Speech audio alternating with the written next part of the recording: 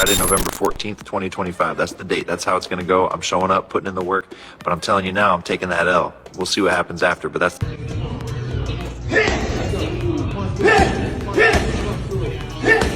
Jake Paul is now making fun of Gervonta Davis, saying he is enhanced, and even hinting that he will lose because he has gained a lot of weight. Jake Paul recently said that Tank looks huge compared to normal, which is only making things worse. Yes, you are small by nature. We will look for urine in you. Jake said, "You got big just to be embarrassed in the ring." Jake Paul, Gervonta Davis. That's the state of boxing. Yeah, that's right now. crazy. Let that sink in. Jake That's Paul, boxing right now. Gervonta Davis is so crazy. 135 versus 200. That is so nuts. They're all expedition. None of them are. Yeah, they're Jake found a crack in the Tank's armor while looking for other tanks. The crowd. ESPN says that Gervonta is gaining about 60 pounds for this fight. That's a lot for someone who usually fights at 135 pounds. It's not just a weight gain. It's a complete body change, and you can see it now. Right, I think that fight there, I think because of Tank's skill level, it's like it makes it fair, even though he's not. The weight difference is crazy. Really and truly, bro, Jake Paul should not land a punch on Tank. This guy's one of the greatest. Even when they were facing away from each other, Tank didn't look like the lightweight who beat Ryan Garcia. His neck had more muscle, his chest was bigger, and his body looked thicker. Even with that camouflage jacket on, you could tell he had gained weight. That picture started the whole argument. Fans have cut the pictures so that they are side by side. They have pointed out that the once slim power puncher now looks like he has been lifting weights for months.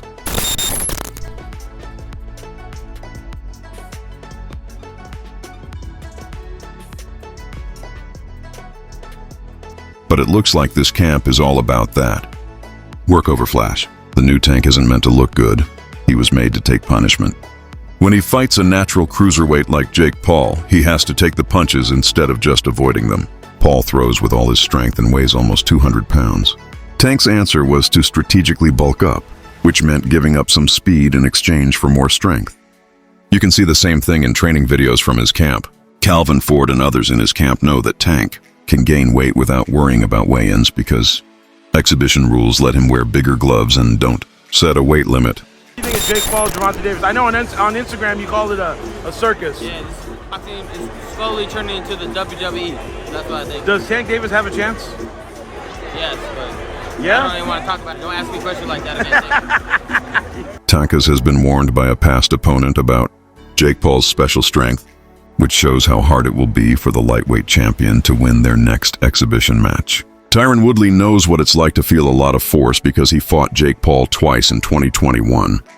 ESPN ringside voted the second-round knockout that ended their second fight as the best knockout of the year. It was the kind of shot that made it clear right away that Jake could punch. Woodley is now giving advice that is worth listening to. My only concern is, the gloves. You understand what I'm saying? Because we don't fight in 12-ounce gloves. We don't use 12-ounce gloves. That's training gloves, you know what I'm saying? I'm like, that's 2 pounds away from, he fights in 10s. Tank fighting 8s. So Woodley told Fruity King, "I would advise Tank to take Jake seriously.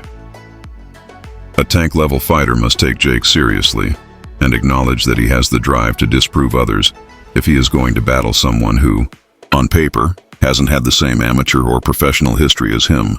Talk isn't enough. Woodley has witnessed the consequences of giving Jake Paul excessive space.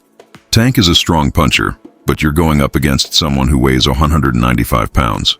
It's a completely different level of power, and you have to be able to get close to him," he continued. "You will be at least 5 or 6 inches ahead of him due to his reach advantage. Jake is also wise enough to keep you at bay. You can walk into a punch if you continue to push the subject. I would therefore take it seriously."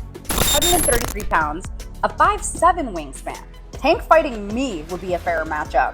We're basically the same size. And you wonder why fans think Jake's fights are rigged?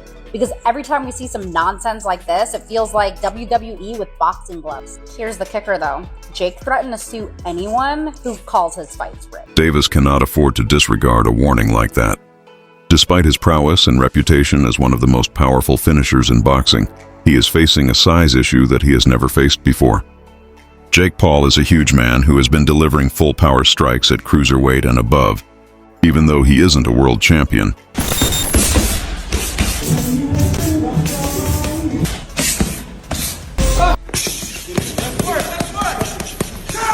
Despite Gervonta's obvious power edge in his natural division, everything changes when he steps up over 60 pounds.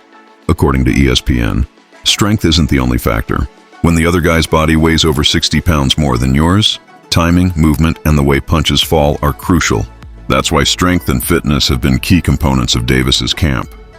He's notably bulkier this time, with larger arms, shoulders, and chest. It's survival preparedness, not cosmetic.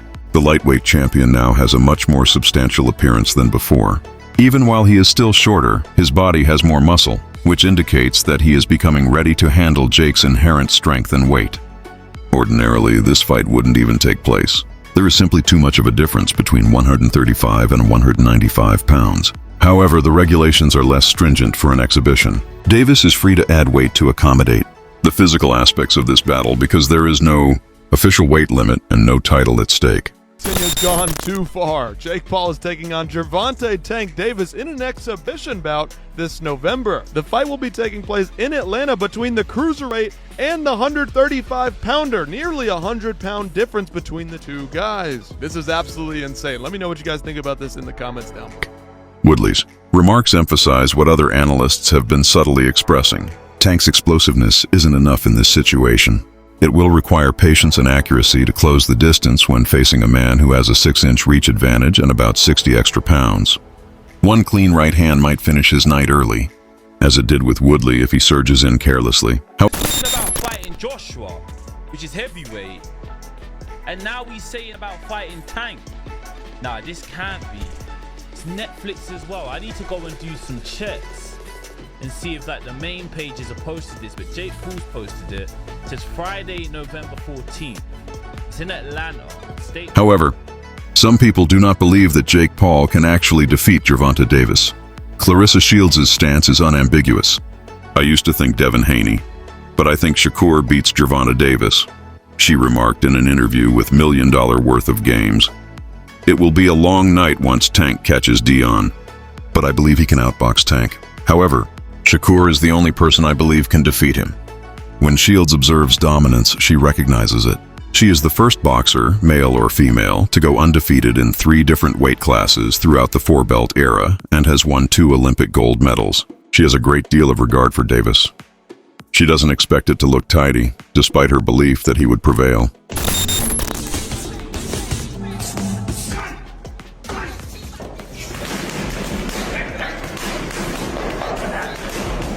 Tank, you had better pay attention. I'm going to have a serious issue with you, Jake. No ifs and buts, she said. You had best do it. You ought not to have entered into a deal. Although it will be an extremely ugly fight, I believe Tank will defeat him. He will be subjected to Jake's weight. Jake is going to put up a fierce fight. Even whether Tank's blows will be effective against Jake is uncertain to me. He's enormous. Man, one big punch and Tank being so much smaller, he just can't handle the power. Nah, not at all. I think Tank is, he's been boxing his whole life. He's been boxing since a kid, so I doubt like that's going to be an issue or problem. I think Jake is good for where he's at, but I think it's just levels. Do you see a more likely chance that Tank wins by decision, or? Everyone is worried about whether Gervonta's knockout ability will hold up against a man who is significantly bigger. Davis has used a single clean blow to terminate fights throughout his career. It's another matter entirely to do that to someone who weighs 50 or 60 pounds more. Jake has an edge in absorbing impact due to his inherent girth, even when wearing heavier gloves. Good in this. I don't know how it is. It's looked to me, David and Goliath, but David got skill and Goliath doesn't, but I don't know how it's going to work out. But if for some reason it winds up being a really fun event and it has tons and tons of viewers, millions and millions and millions of viewers, when Gervonta Davis goes back. There has already been a lot of debate surrounding the bout. Jake Paul's management company, MVP Promotions, has retracted its Georgia event license application. USA Today was informed by the Georgia Athletic and Entertainment Commission that MVP had given up on getting the bout approved. The commission's chairman, Rick Thompson, subsequently verified the withdrawal and provided an explanation. They most likely assessed the issue and realized that their disparities in weight were excessive.